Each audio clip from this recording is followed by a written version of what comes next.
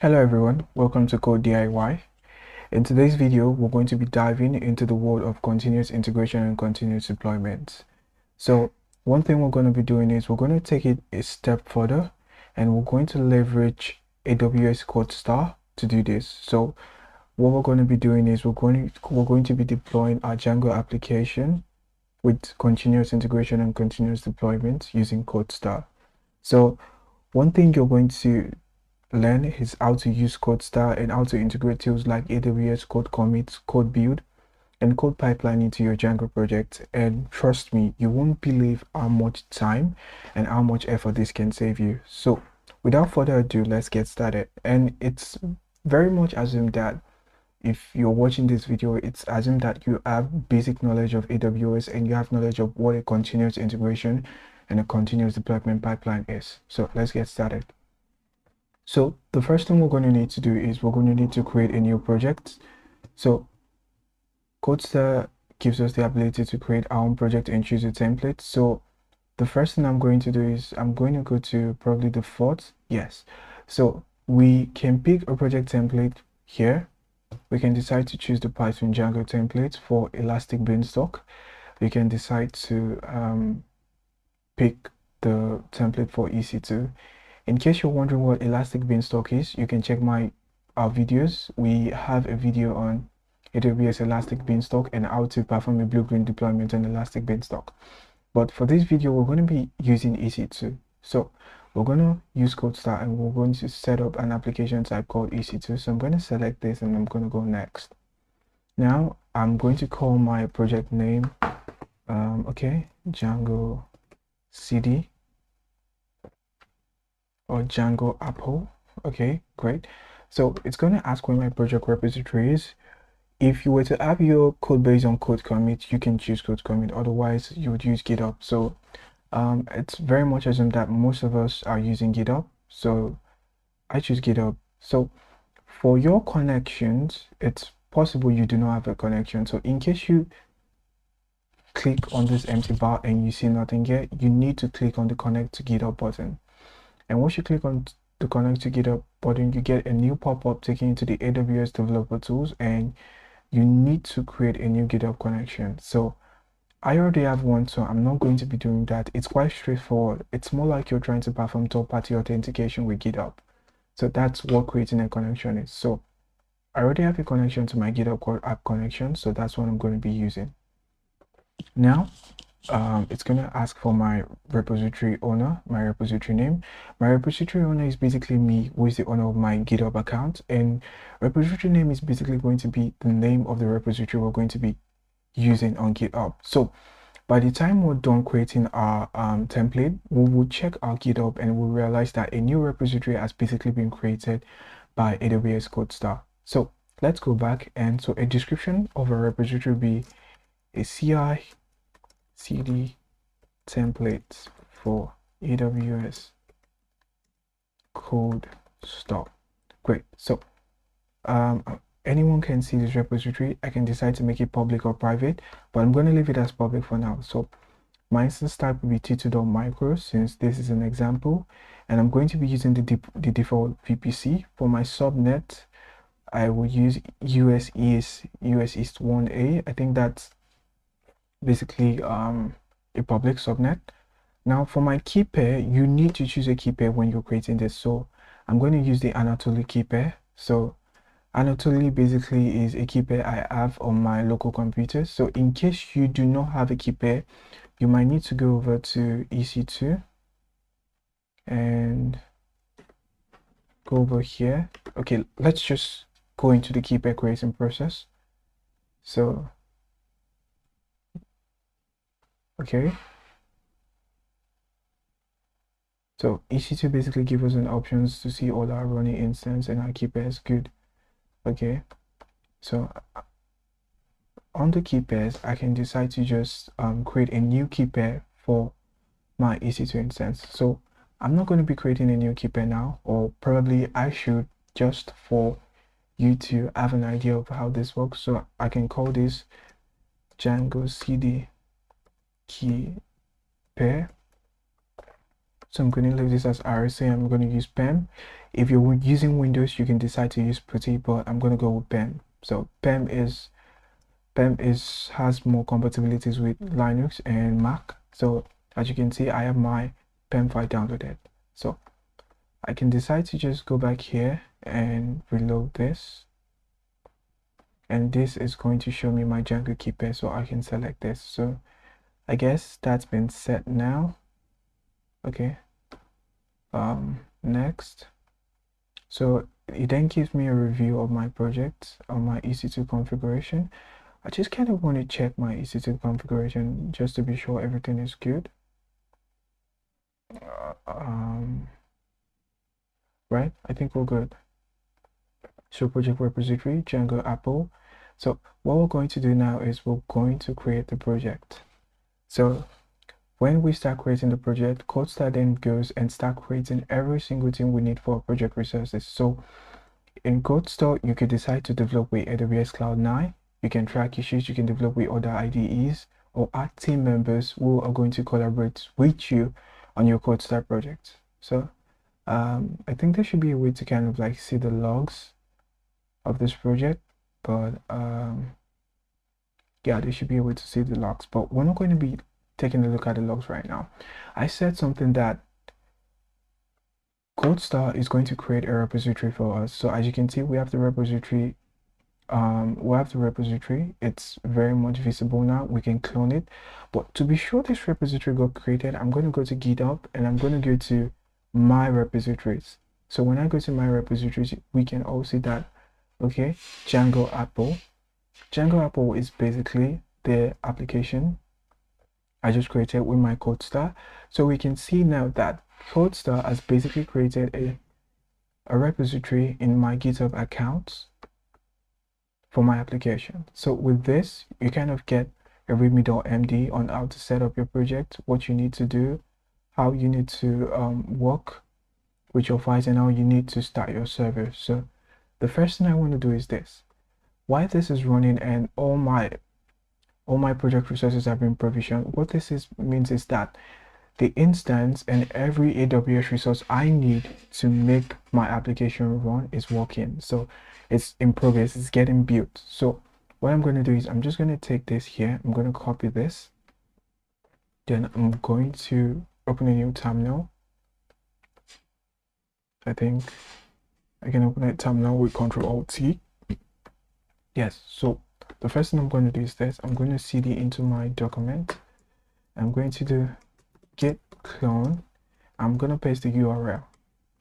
So what this is going to do is it's going to clone my repository here that I have here, and I'm going to go back here and I can see that yes, my repository has been cloned. So I'm going to go into my repository and that will be cd Django Apple, and by ls I can see that all my files are here. So I'm going to open this folder with VS Code, so that'll be code dot.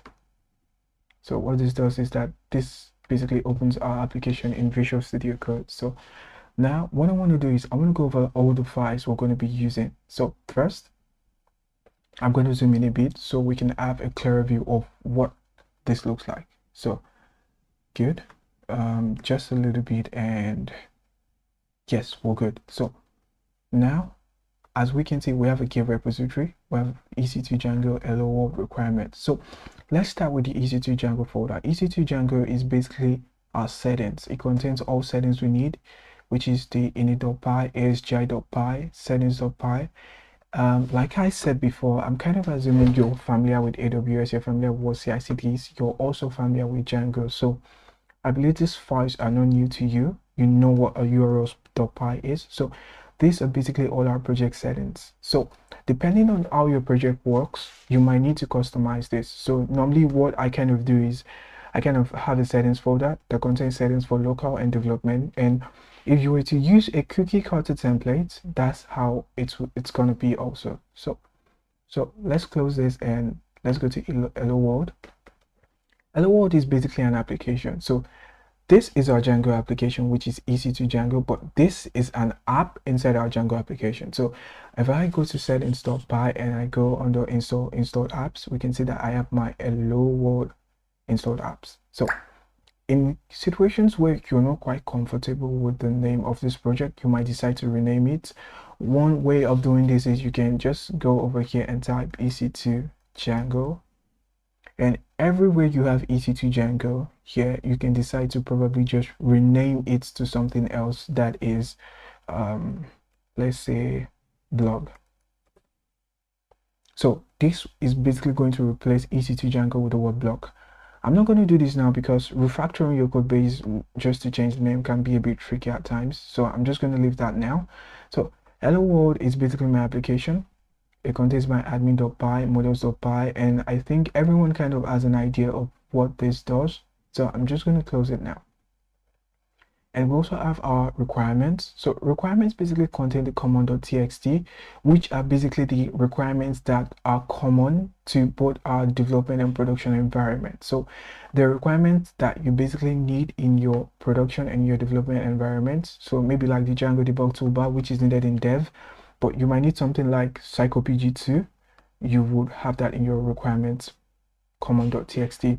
And for production specific requirements like unicorn, you'd have that in your pro.txt. So I then have my original requirements.txt file there, which goes our requirements pro.txt, which is referencing this pro.txt file here. And pro.txt is also referencing common.txt. So we can see that this common.txt is well, I say common, but it's basically imported into the dev and the prod. Now we kind of have our scripts files. I'm not going to be going into the script files now. Before I go into the script files, I first want to do something. I'm going to explain the app-spec.yam. The app-spec.yam is basically used by our code, the AWS code deploy agent. So what this does is that app-spec.yam basically contains every script that needs to run before and after our application is deployed to our EC2 instance. So this specifies the source of our files, the destination on our EC2 instance. So as you can see, and we also have the source supervisor.com. Every single file we need to transfer to our operating system is on our app-spec.yam. So we also have the permissions required. So this is basically a Linux command. So you might need to kind of familiarize yourself with Linux, or should I say Unix-based commands, when you're trying to work with servers and all. So I assume we all know what this mode does. We're trying to give it execution access. So now this is kind of where everything seems important. So we have the hooks. So hooks are basically scripts that are basically run at different intervals during our deployment process. So this script is basically a script that is run after installation. So after our applications is being built, we have the after install script. So this after install calls the install dependency script, the CodeStar remote access script, and also the start server script. And the application stop kind of like calls the stop script. That means to terminate the application. And we're trying to run this as the root user. So this calls the first script calls install dependencies. So if I go to the script here, I can see that I have my install dependencies, which is basically a bash file. So I can see that I'm installing PostgreSQL. In this template here, it's kind of obvious that we're installing Postgres on our server, but in professional settings, it's not quite advisable to have your database on your EC2 instance. So in situations where your EC2 instance gets shut down, deleted or something, it means your database is gone or your database gets deleted. So it's always advisable to have your database separate from your EC2 instance, and for that you can decide to use the Amazon Relational Database System. That's Amazon RDS, or you can decide to also use Postgres and MySQL on Amazon. So as you can see, Python is being installed. Also, you can see that Python is being linked to Python 3, and also pip is being updated. So these are basically things we need to do when our server has been set up. So these are the dependencies required to run our application. So these are all the dependencies. Once the dependencies is being installed, we then have our aspect.yam calling the CodeStar remote access. So this is basically a CodeStar script. What this does is it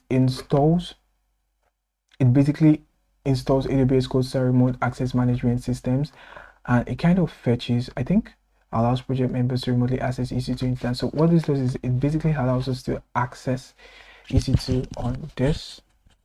So it basically allows us to access EC2 on our CodeStar application. Now, one of the things I want to focus on is the start server. So what this does is it basically starts our servers, and this will then stop our server. So our server is actually running using supervisor. So you can see that I have a supervisor.conf file here. Now, I'm sure that there are a set of people watching this video and you're just like, should I say confused? I wouldn't say confused, but you're rather perplexed as to what supervisor is and as to what all these are. Now, the point of this is to kind of make things easy for you. So if you're a beginner and you need to get started with CI/CD, rather than having to go to the steps of setting your pipelines by yourself, you need to use CodeStar, which makes things easier. So that's what CodeStar does. So supervisor basically starts our application with gunicorn. So I'm just going to skip all this and go to the command. As you can see, this is a directory. This is the directory of the application. It's running this environment being gunicorn, and it's referencing our ec2 django.wsgipy file. So all this is happening inside an EC2 instance, which is basically more like a virtual server. Imagine this trying to run on your own computer. So just try and have an idea on how this will look. This is basically how the files will look on your server. So supervisor is going to reference this and use WSGI to basically start our applications. In cases where you need to use ASGI, you can decide to reconfigure this, or you can decide to reconfigure this to use UVCon. So now I'm going to go back to abstract.yam, and stop server basically stops our server. I guess that's all.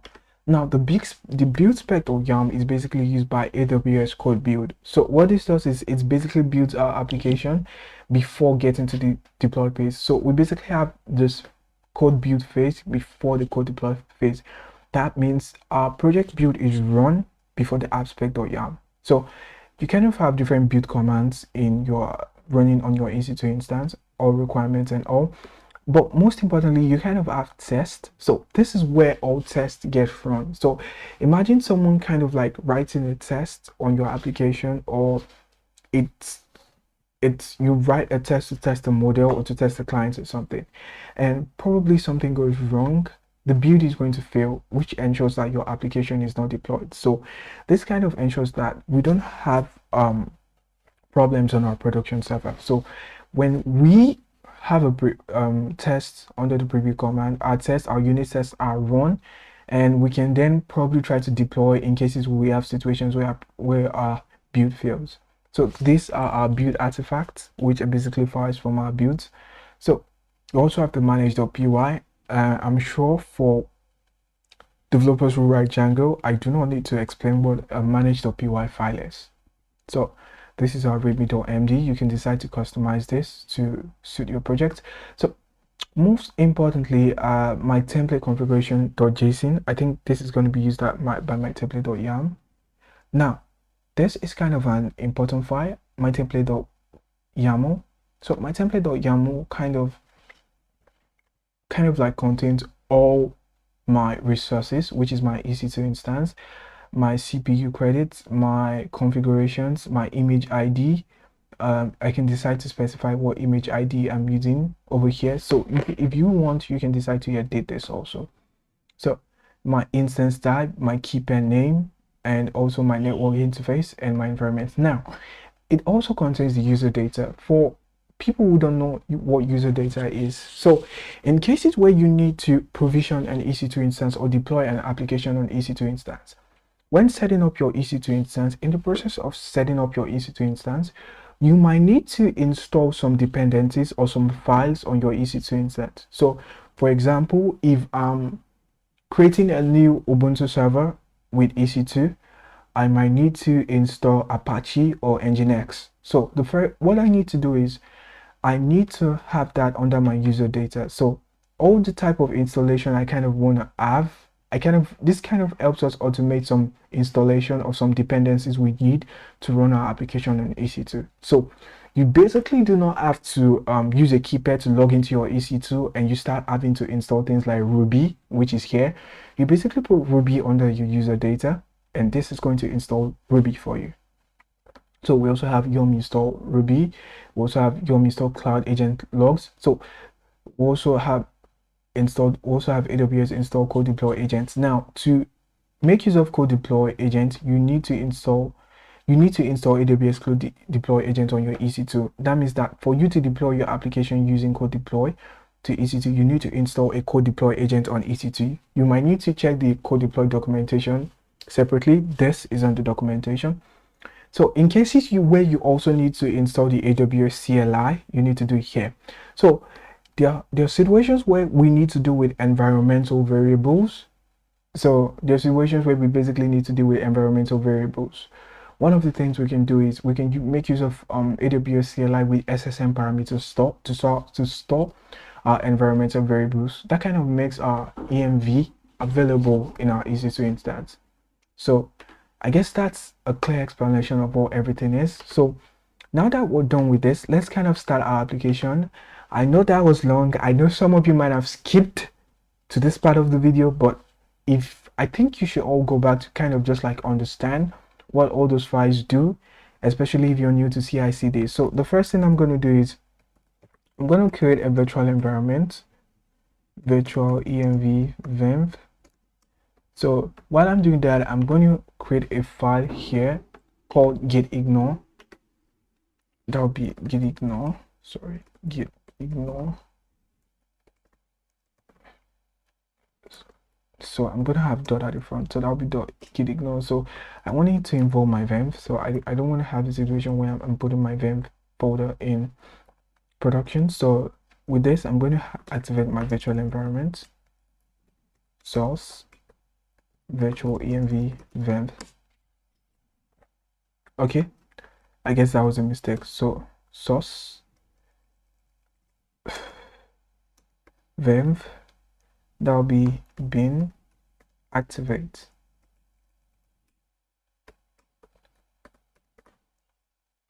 So it seems I kind of made a mistake now.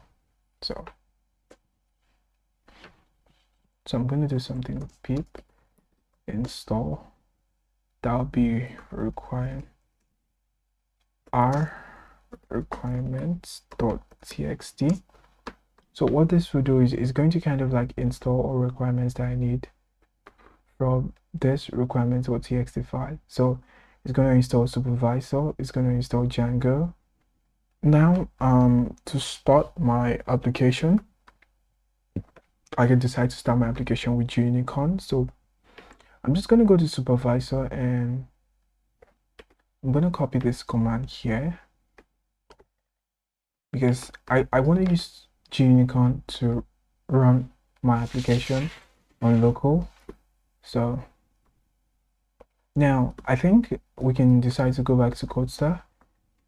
It seems our project is still provisioning. That's taking quite a long time, so I'm just going to reload.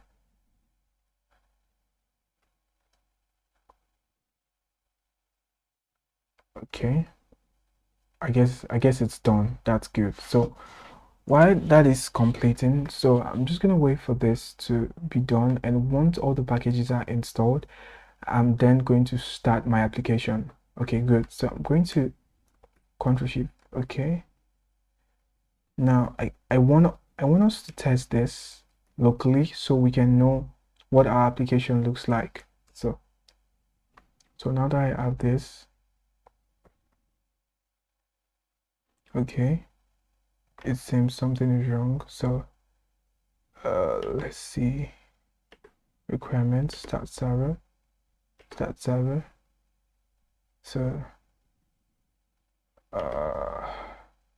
okay, let's just do Python manage.py run server. It seems something is wrong while trying to start this.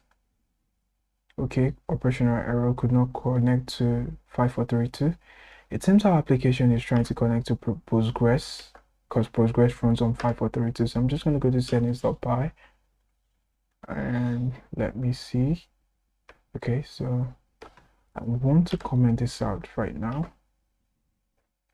Okay, so it seems our application is running. So I'm going to go to localhost and 8000. Okay, good. So I guess this is what our application looks like. It says, congratulations, you just created a Python web application. Okay, yes, that works. So now I'm just going to shut this down. So this is basically what is running on our production server right now. So we can decide to click on view application on CodeStar. And when we click on view application on CodeStar, we can see that we basically have the same thing. It's similar. There is no difference. So now, what if we want to make changes to our application? So assuming a developer comes and just like, okay, we need you to go to the templates folder and we need you to add an extra text. So right, we want to have congratulations with the name of the person there. So in that case, what I'm going to do is I'm going to go here. So I'm going to have congratulations, John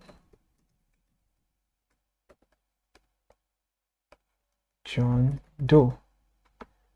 You just created a Python application with CodeStar. So I guess I just edited my file. So what I need to do is I need to commit my changes. That'll be git add dot git commit m changed name. Okay, that's spelled wrongly. Changed name on index HTML. Okay, so as you can see, okay, I see I kind of have my PyCatch here. Okay, I'm just going to deploy it anyways. I should have included my PyCatch in my git ignore, but let's just do it anyways. So I'm just going to git push u origin master. So in cases you need to also have PyCatch here, you should not be pushing PyCatch to your GitHub. So I guess this has been pushed to GitHub. So if I go to my repository and I kind of reload this, I can see that, okay, it's loading. So I can see that I basically have a change, which is now, and I can see that change name on index.html and change name on index.html. So, oh, it seems like I made changes also. Okay, great. All right. Okay, so what I need to do is I'm going to go back to my applications, and what I'm going to do is I'm going to go to my pipeline. So since this repository on GitHub is connected to our pipeline, a build is going to be initiated. So as you can see, there's already a build. It says in progress. So we can decide to probably get into the details in a new tab. So what this is doing is basically building our application. And once our application build is done, it's then going to deploy it to our EC2 instance. So we can see here, it's in progress. I have my build logs. It says waiting for download source. It's installing the required dependencies. It's installing everything that needs to be installed. So creating a build kind of takes time. So I'm just going to wait for this to be complete. And once it's done, it's then going to go to a stage where it deploys. And once that's done, I'm just going to show us what our application update looks like. So another thing you can decide to do is you might need to configure your application to be very much different, to make use of blue-green deployment, to make use of different type of deployment techniques. So that's just how to use code build. So I'm going to pause the video now and wait for this to complete. Okay guys, we're back now. We can see that it says phase context status code phase complete. So if I go back to CodeStar, I can basically see that my code build deployment is done. So the next section now is the deployment section, and we can see that our deployment is already in progress. So I can decide to probably just go here and go to the details, and we're going to see code deploy in action, basically running every script that needs to be run. So, and with this here, we can keep track. Okay, sorry, I'm just going to drag this back. Yes, with this, we can keep track of what build process our application is. So I think our application is done with the generate change sets. Okay, it's already done with that. It's already in the execution change set phase. So once it's done with this, it probably then goes to the deploy stage. So I can also decide to load this with AWS CloudFormation. So great. As you can see, it says create complete, execution complete. I guess that's done and succeeded. So we can see now that our deploy is in progress. So if I decide to go to the details to know more about how my deployment is going, okay, I guess I canceled that by accident.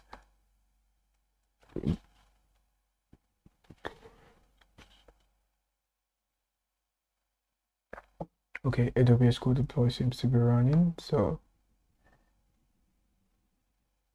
perfect. As you can see, our deployment status is succeeded. So and we can decide to click on the instance. We can decide to view the event. So these are the deployment details. So I'm not really going to go into the deployment logs right now. So I just want to be sure that our application was deployed successfully.